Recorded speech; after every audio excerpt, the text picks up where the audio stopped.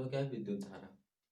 तो देखो विद्युत धारा क्या होता है, विद्युत धारा होता है, विद्युत धारा होता है किसी चालक में। देखो चालक क्या होता है, चालक क्या होता है कि हम पदार्थ को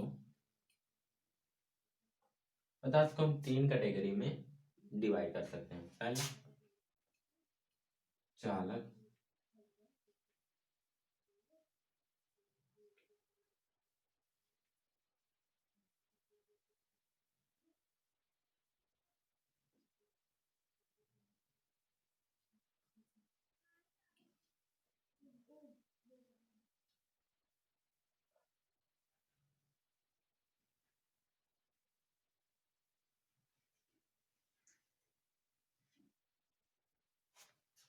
देखो कंडक्टर, सेमीकंडक्टर, नॉन कंडक्टर। मतलब चालक, अचालक और अर्धचालक, अर्धचालक और चालक।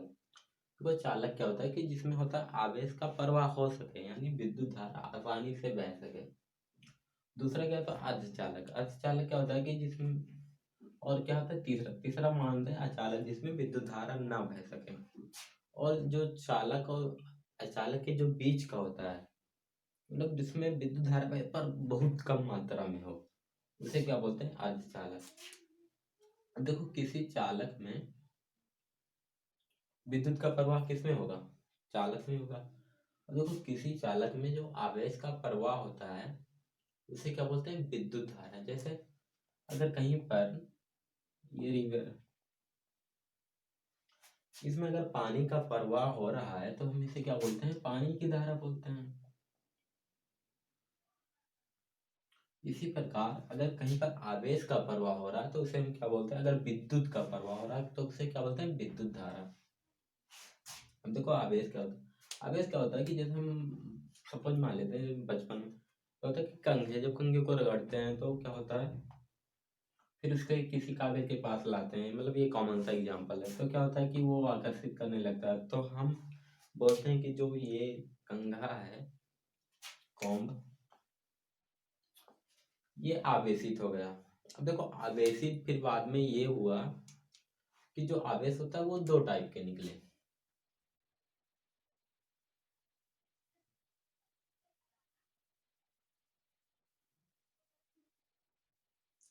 आवेश दो टाइप के हुए, एक धनात्मक हुआ और एक ऋणात्मक हुआ।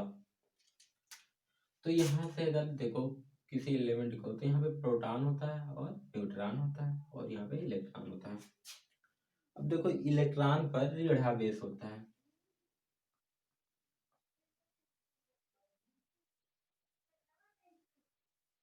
और प्रोटॉन पे धनावेश होता है। देखो प्रोटॉन जो होता है वो नाभिक में होता है।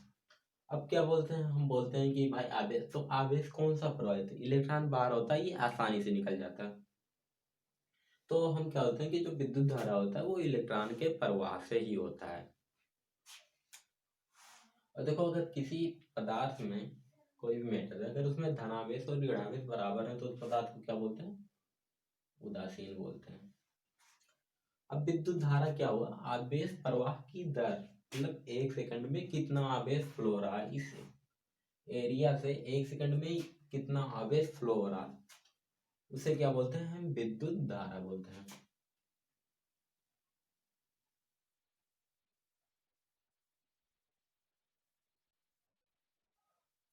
तो विद्युत धारा क्या हुआ, विद्युत धारा वो आवेश प्रवाह की दर, आवेश प्रवाह की दर को क्या बोलते हैं, विद्युत धारा बोलते हैं।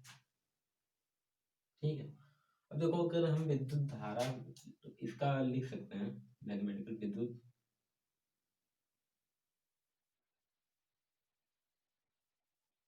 आवेश बटे समय।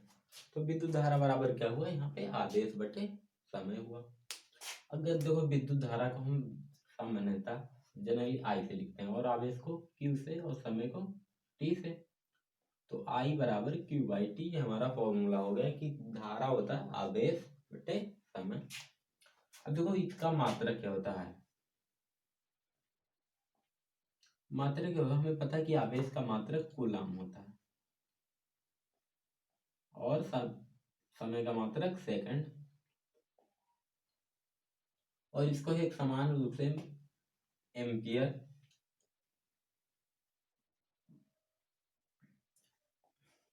एम्पियर भी कहते हैं, यानी धारा का जो मात्रक है उसे एम्पियर बोलते हैं। एम्पियर एक साइंटिस्ट नेम है। ठीक है। क्या होता है कि जैसे नदी को, यानी पानी को बहने के लिए किसी रास्ते की जरूरत होती है, ऐसे ही विद्युत धारा को बहने के लिए, जो विद्युत धारा प्रवाहित होने के लिए किसी रास्ते की जरूरत होती है, उस हम रास्ते को क्या बोलते हैं? जैसे इसे क्या बोलते हैं? इसे हम नदी बोलते हैं, तो इस रास्ते को क्या हम बोलते हैं? इसे रिवर बोलते हैं, और इसे सर्किट यानी परिपथ। देखो परिपथ क्या होता है, तो परिपथ भी दो पाए, एक खुला परिपथ, यानी अगर यहाँ पे कहीं पर खुला हो तो उसे खुला परिपथ बोलते हैं, अगर एकदम पूरा बंद हो तो उसे क्या बोलते हैं? बंद परिपथ बोलते हैं। ठीक है। अब देखो क्या होता है कि विभव क्या होता है।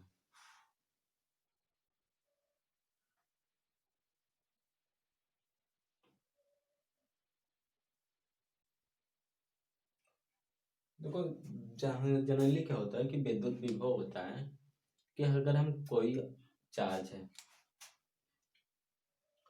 कोई चार्ज है, उसे हम क्या होता है, किसी इलेक्ट्रिक फील्ड, मतलब किसी विद्युत क्षेत्र में, अगर कोई एकांक चार्ज है जिसका यूनिट क्या है? 1 है, उसे हम यहाँ पर लाने के लिए जो हम वर्क करते हैं, काम करते हैं, उसको क्या बोलते हैं? उस वर्क को विद्युत विभव, यानी हम क्या लिख सकते हैं?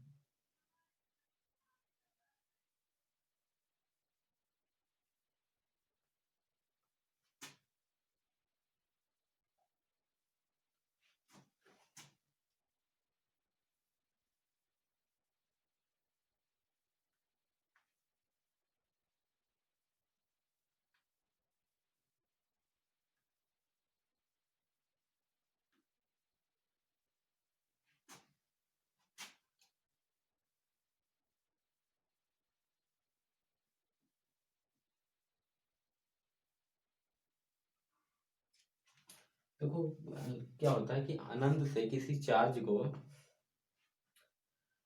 किसी विद्युत क्षेत्र में लाने में जो कार्य करना पड़ता है उसे क्या बोलते हैं? उसी को हम विद्युत विभव बोलते हैं। यानी हम विभव बराबर लिख सकते हैं, क्या लिख सकते हैं? अनंत से किसी वस्तु को लाने में, एकांक आवेश को लाने में जो किया गया कार्य है।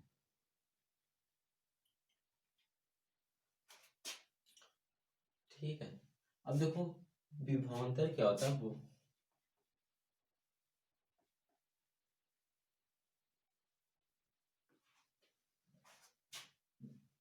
विभवांतर क्या होता है किसी, जैसे हम कहते हैं कि इसका इतना वोल्टेज का तार है, इतना वोल्टेज का तार है, मतलब उसके इस सिरे से और इस सिरे से, और ये और बी सिरे के विभव का जो अंतर होगा वो क्या होगा?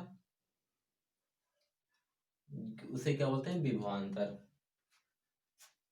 या हम एक और कर सकते हैं कि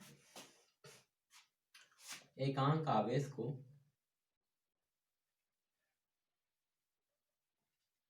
किन्हीं दो बिंदुओं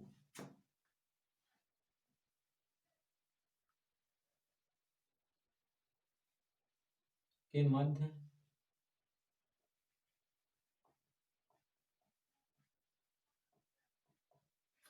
देखो यहाँ पे हम कह सकते हैं कि एकांक आवेश को किन्हीं दो बिंदुओं के मध्य, जैसे यहाँ पे विभव क्या होता है? विभव क्या होता है कि अनंत से आप किसी आवेश को किसी बिंदु तक आप लेकर आओ, तो उसे क्या बोलते हैं? उसे हम विभव बोलते हैं। लेकिन हम किन्हीं दो पॉइंटों पर, वो पॉइंट निश्चित, जैसे हमें एक तार है यहाँ पे, एक ये है, सपोज यही तार है, यहाँ से हम किसी आवेश को यहाँ तक लाने में जितना कार्य करना पड़ता है उसे क्या बोलते हैं? उसे हम विभवांतर, उसका क्या बोलते हैं? विभवांतर। यहाँ से एकांक आवेश को यहाँ तक लाने में जितना कार्य करना पड़ेगा, ये से बी तक लाने में, उसे हम क्या बोलते हैं? इसका विभवांतर बोलते हैं। ठीक है। एक यहाँ पे क्वेश्चन लेते हैं। अगर क्वेश्चन मान लो कि कोई चालक तार है, क्वेश्चन में ऐसे कोई चालक तार है, उससे पर सेकंड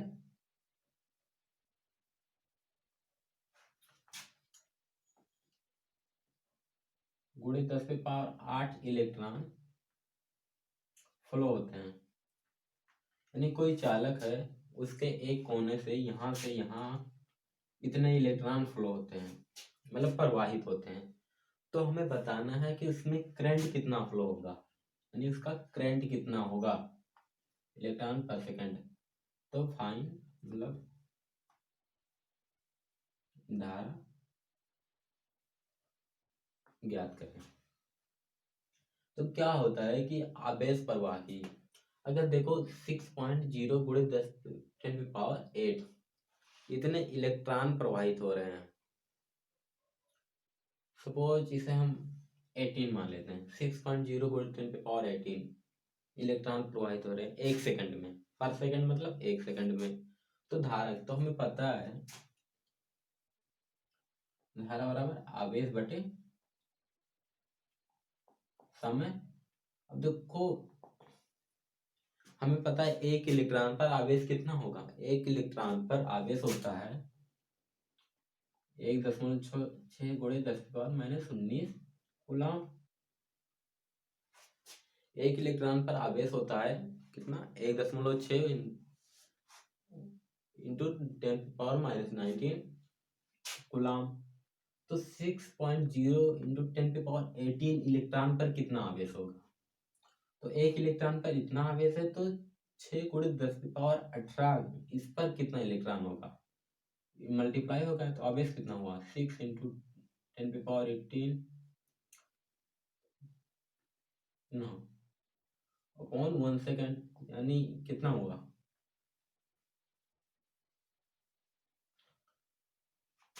सॉरी -1 या 0.96 एम्पियर। धारा का मान कितना है 0.96 एम्पियर, इतना धारा फ्लो होगा। ठीक, अगर मान के चलो एक दूसरा क्वेश्चन हम लेते हैं। दूसरा क्वेश्चन क्या है, दूसरा क्वेश्चन है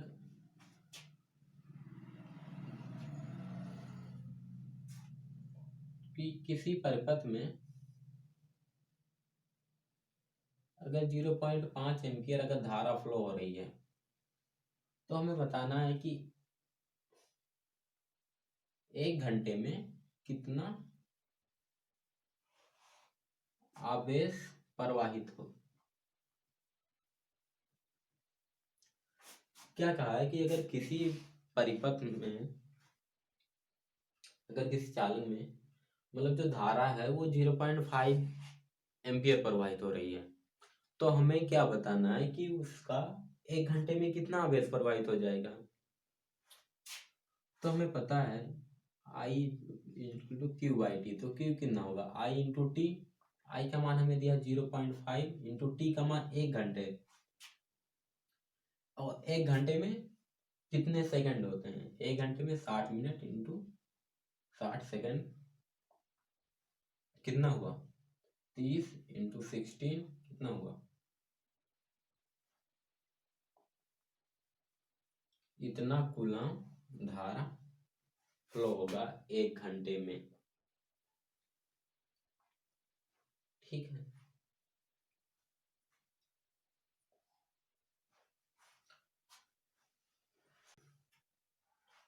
तो अब हम लोग कुछ सिंबल को ही देखते हैं।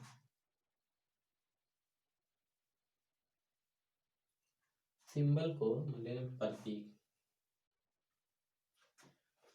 क्या होता है कि अब हम कुछ सिंबल देखेंगे कि मतलब ये सिंबल यूज होगा। जैसे अगर हमें किसी बैटरी को, क्या होता है कि जो किससे किससे कोई बैटरी होगा उसी से फ्लो होगा। तो हम क्या होगा कि बैटरी को किस सिंबल से दर्शाएंगे। तो ऐसे हम लोग कुछ सिंबल देख रहे हैं। जैसे ये जो सिंबल है, ये निगेटिव पॉइंट है और ये पॉजिटिव। ये क्या है, ये सेल का है, या ये सेल या बैटरी का सिंबल है। ये क्या होता है, ये जो छोटा होता है ये इधर निगेटिव होता है, जो बड़ा है ये वाला, इसे क्या होता है पॉजिटिव टर्मिनल। फिर इसे हम स्विच बोलते हैं। या की। अगर देखो ये खुला है तो इसे क्या बोलते हैं, खुले स्विच।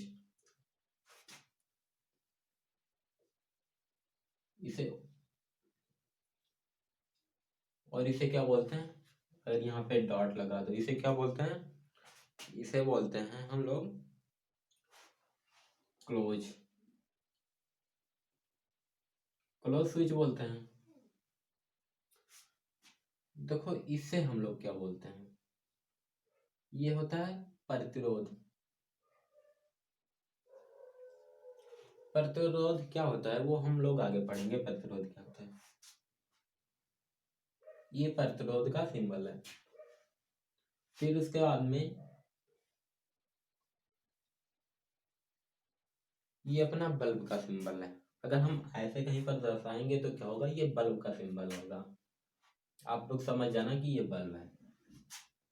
देखो अगर जैसे ऐसे या ऐसे कहीं पर दर्शाए, इसका मतलब होता है कि ये तार यहाँ से गया है और ये जो तार है ये यहाँ से जुड़ा हुआ है, यानी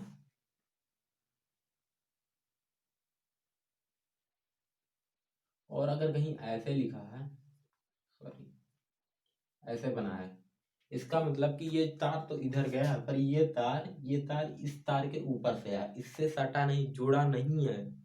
ये तार क्या होगा, इससे ऊपर आया है।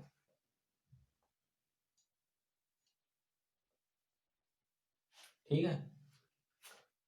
जैसे ये तार तो इससे जुड़ा हुआ है, ये तार इससे जुड़ा नहीं हुआ, इस तार के जैसे एक तार इधर है एक तार इधर, दोनों के बीच क्या हुआ, जैसे होता है ना, मतलब एक तार यहाँ से गया एक तार उसके ऊपर से आ गया, मतलब उससे जुड़ा नहीं है, ऐसे आया है दूसरा तार।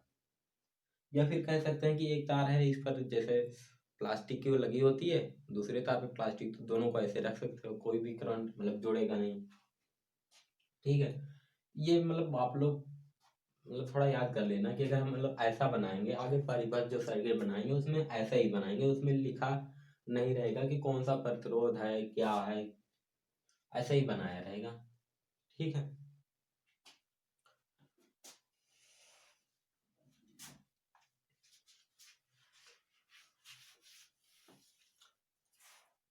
फिर क्या होता है कि हम लोग अब पढ़ेंगे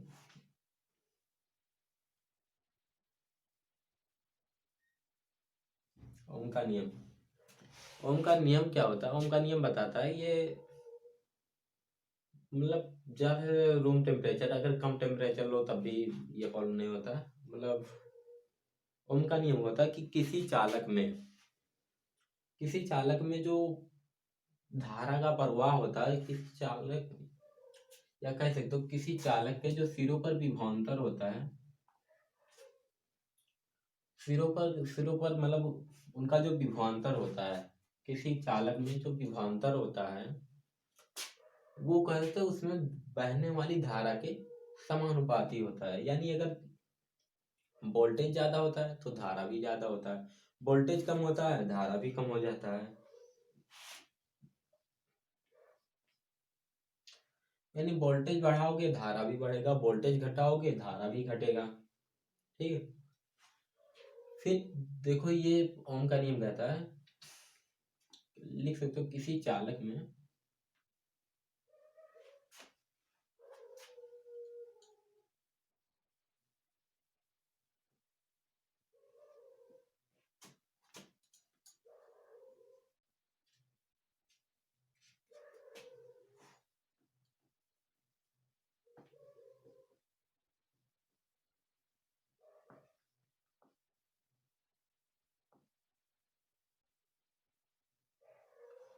कह सकते हो किसी चालक में बहने वाली जो धारा होती है, वो क्या होता है, उसके सिरों पर जो विभवांतर होता है उसके समानुपाती होती है।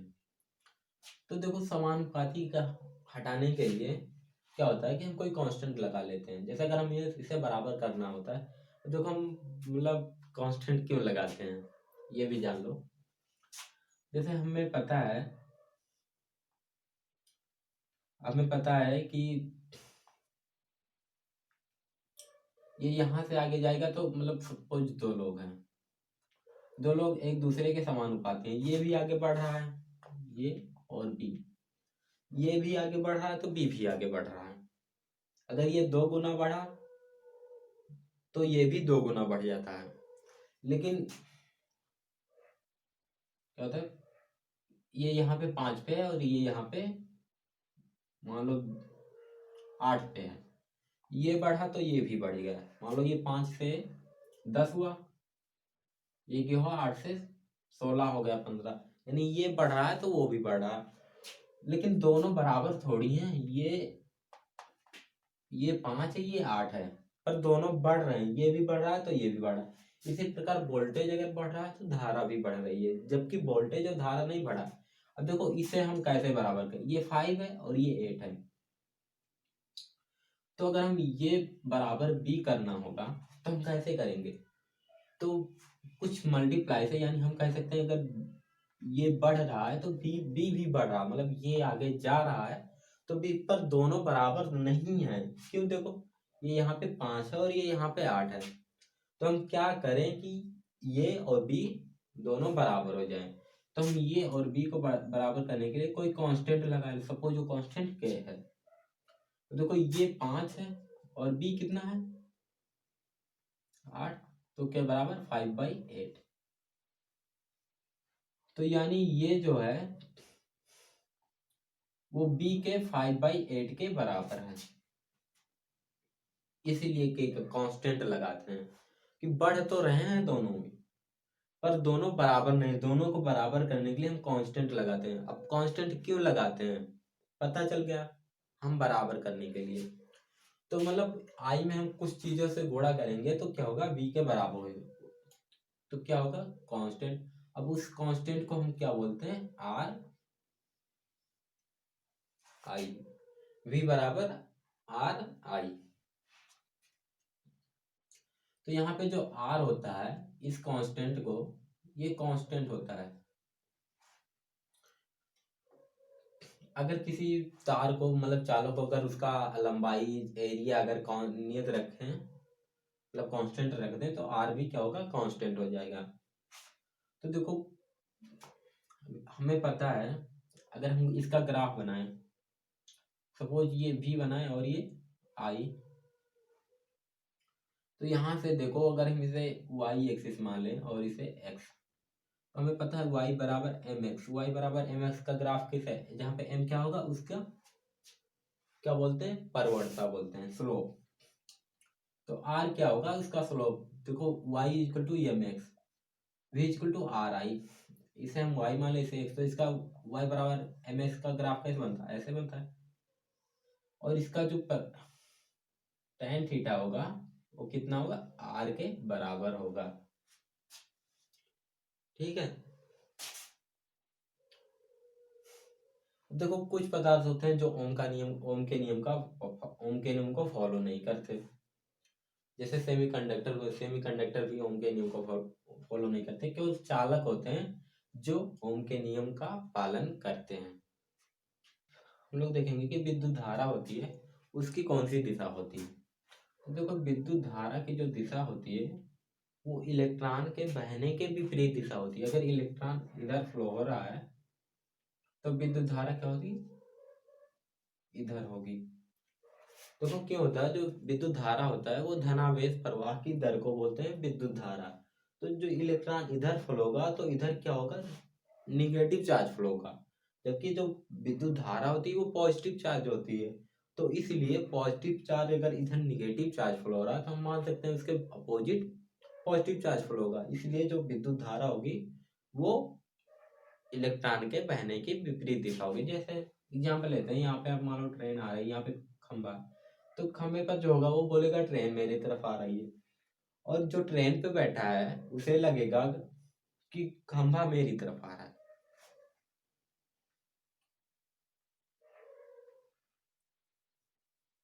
तो ये दोनों एक रिस्पेक्ट क्या बोलते हैं, रिलेटिव है।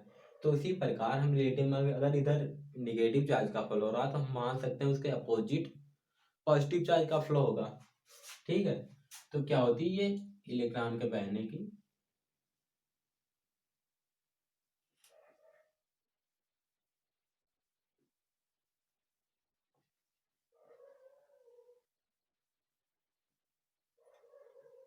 हम मान सकते हैं कि इलेक्ट्रॉन के बहने के विपरीत जो होती है वो धारा की दिशा होती है। अब देखो जैसे जो ओम का नियम है, V बराबर आर आई। अब ये जो आर होता है ये पदार्थ का,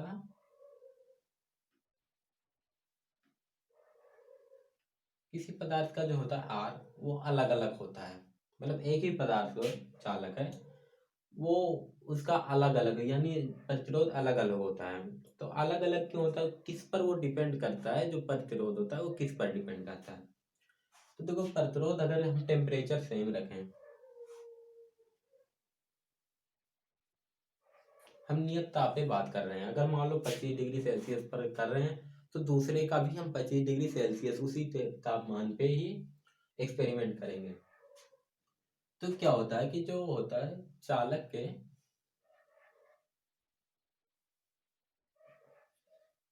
लंबाई के समानुपाती होता है,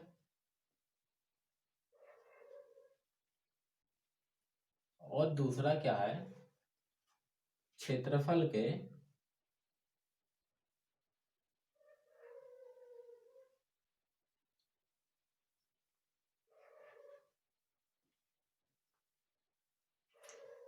क्या होता है कि जो चालक है उसकी लंबाई के समानुपाती होता है जो आर की वैल्यू है, और उसके क्षेत्रफल के, जैसे ये चालक है तो चालक क्या है इसका कोई एरिया होगा और इसकी कोई लेंथ होगी। तो जो आर है वो लंबाई के तो समानुपाती होता है लेकिन एरिया के व्युत्क्रमानुपाती होता है। क्योंकि अगर हम किसी का एरिया बढ़ाएंगे, एरिया के व्युत्क्रमानुपाती, आर क्या होता है, आर प्रतिरोध, प्रतिरोध मतलब इसके रोकने की क्षमता। यहाँ से इलेक्ट्रॉन फ्लो का जैसे लंबाई यहाँ पे, तो यहाँ पे कुछ होंगे जो इसे इलेक्ट्रॉन को रोक रहे हैं। क्या होगा कि जब यहाँ से इलेक्ट्रॉन यहाँ आएगा तो जितना लंबा होगा उतने ज्यादा तो उसे इलेक्ट्रॉन को टक्कर देंगे, बोलेंगे भाई मत जा तू आगे। क्या बोलेंगे, इलेक्ट्रॉन को बोलेंगे भाई तुम मत जा आगे, इसे वापस धक्का देंगे। पर सोच लो कि अगर हम जैसे एक पाइप है, पाइप पतला सा है, उसमें से हम पानी फ्लो करें तो पानी फ्लो करने में ज्यादा दिक्कत होगी, जबकि अगर हम एक मोटा पाइप ले लें उसमें पानी में, तो क्या होगा, अगर हम मान सकते हैं जो इलेक्ट्रॉन है वो पानी है। और फिर उसके बाद में जैसे हम होता है ना जाल, अगर सपोज ऐसा है तो जितनी ज्यादा लंबाई में होगी उतनी ज्यादा दिक्कत होगी। पर क्या है कि अगर हम एरिया बढ़ा देते हैं तो इलेक्ट्रॉन जाने को मतलब अच्छा रास्ता मिल जाता है, तो इससे इसका जो प्रतिरोध रोकने की क्षमता होती है वो कम हो जाएगी। यहाँ से देख सकते हैं हम। तो इसी प्रकार से हम यहाँ पे अगर हम कांस्टेंट हटाने के लिए मतलब क्या होता है, चिन्ह को हटाने के लिए क्या होता है ना, एक कांस्टेंट लगाते हैं रो एल बाई ए। देखो जो रो होता है ये पदार्थ का गुण होता है। ये क्या होता है, पदार्थ का जो आर होता है वो प्रतिरोध, आर इक्वल टू रो, इसे क्या बोलते हैं, rho. R equal to rho L by A, जो किसी वस्तु किसी चालक का जो प्रतिरोध होता है वो क्या होता है, R equal to rho L by A. ठीक है।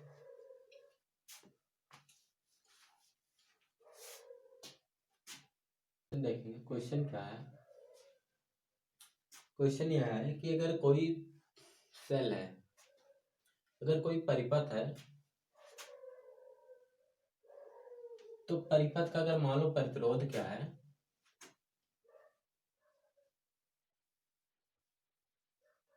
देखो ये क्या होता है, ये सेल होता है पॉजिटिव निगेटिव, ये क्या होता है प्रतिरोध।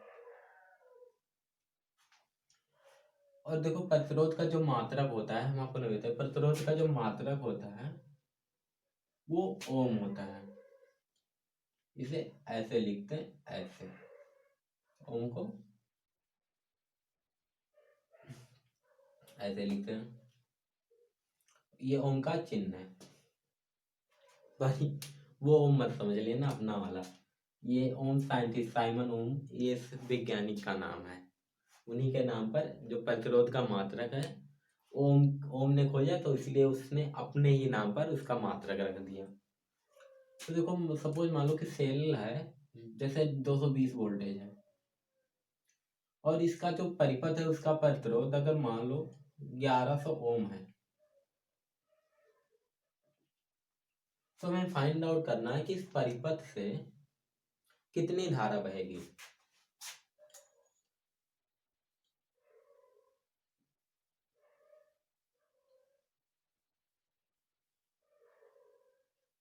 हमें पता है V is equal to I R, तो I इजकल टू लिख सकते हैं V अपॉन आर। V का मान दिया 220 अपॉन 1100, यहाँ से 0.1 एम्पियर। ठीक है, 0.1 एम्पियर धारा बहेगी।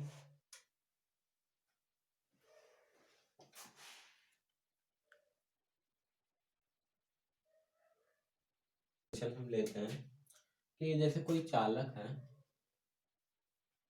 उसकी लंबाई है वो 1 मीटर है, लंबाई 1 मीटर है, उसका जो रेडियस है वो क्या होगा 0.2 mm है। अगर सब वो जिसकी जो हमें पता है R equal to rho L by A, यहाँ पे हम रो को बोलते हैं विशिष्ट प्रतिरोधकता। रो को क्या बोलते हैं?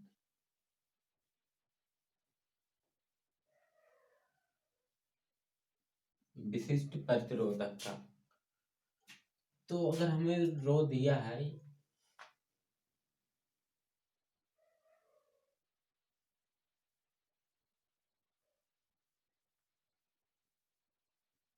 सपोज दिया 1.8 इंटू 10⁻⁻8 दिया है, इसका यूनिट हम डिसाइड कर लेंगे बाद में। तो देखो क्या होगा, हमें फाइंड आउट करना आर की वैल्यू, आर निकालना है कि उसका प्रतिरोध कितना होगा। हमें पता है R equal to rho L by a. R प्रतिरोध है, रो क्या है विशिष्ट प्रतिरोध है, एल लंबाई और ये एरिया। तो देखो ये जो कोई तार होगा वो यहाँ पे वृत्ताकार होगा, ठीक है। तो वृत्त का एरिया कितना होगा, पाई आर स्क्वायर। रो की वैल्यू देखो 1.8 इंटू 10⁻⁻8 इंटू पाई, आर क्या दिया 0.2 इंटू 10⁻⁻3 मीटर का स्क्वायर इंटू एल की वैल्यू कितना है 1 मीटर। देखो हम हमेशा यहाँ पे क्या होता है एम के एस सिस्टम लेते हैं। एम के एस सिस्टम मतलब जो यहाँ पे हम लंबाई का जो यूनिट होगा वो हम मीटर में लेंगे, और टाइम का जो यूनिट होगा वो सेकंड में लेते हैं। तो यहाँ से हम कैलकुलेशन कर लेंगे, हमारे यार की वैल्यू पता चल जाएगी।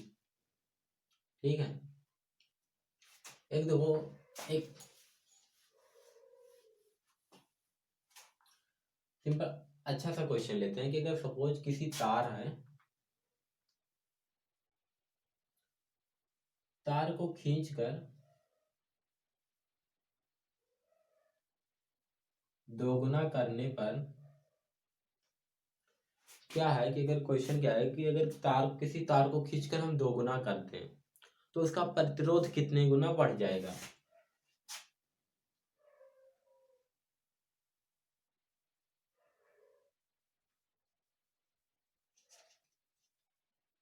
बढ़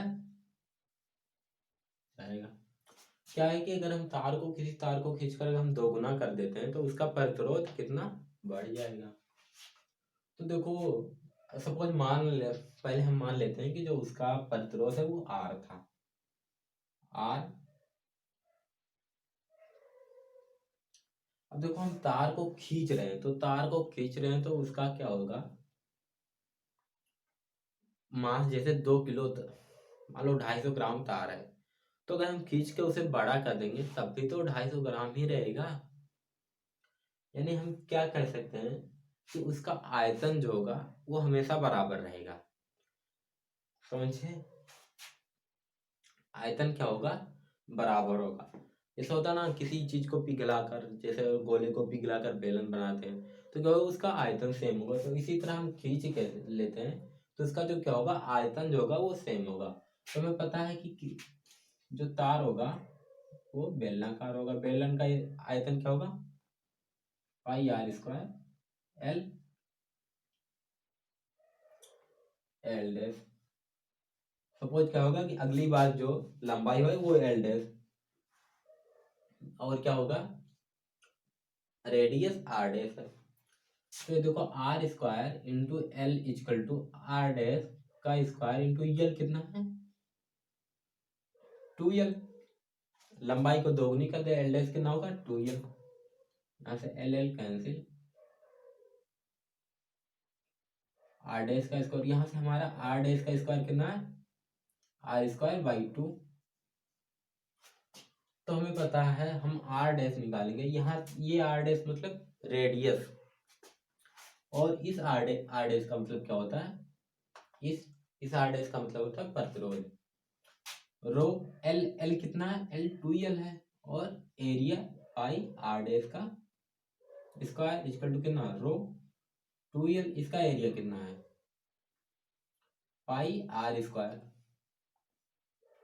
आर डैश का स्क्वायर इक्वल टू कितना होगा, आर स्क्वायर बाई 2। ऐसे हमारा rho l upon pi R square into 4, rho l upon pi R square equal to R, R dash equal to 4r। यानी हमारा जो क्या होगा प्रतिरोध है वो 4 गुना बढ़ जाएगा, यानी हम लंबाई को 2 गुना बढ़ाते हैं तो प्रतिरोध 4 गुना बढ़ जाएगा सीधे। इसका मतलब 3 गुना बढ़ाएंगे तो 9 गुना बढ़ जाएगा।